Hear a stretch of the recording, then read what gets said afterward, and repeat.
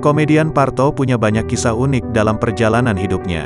Mulai dari cita-cita yang tak kesampaian namun justru berakhir indah, hingga cerita soal membuang anak.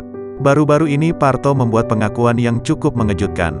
Pelawak yang memulai karir di tahun 1990-an ini ternyata pernah membuang kedua anaknya. Ia ternyata sangat menerapkan budaya Jawa.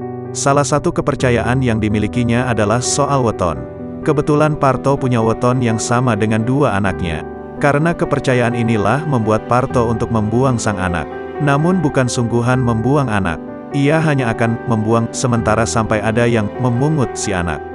Setelah ada yang memungut anaknya, Parto akan meminta izin untuk mengambil pada si pemungut.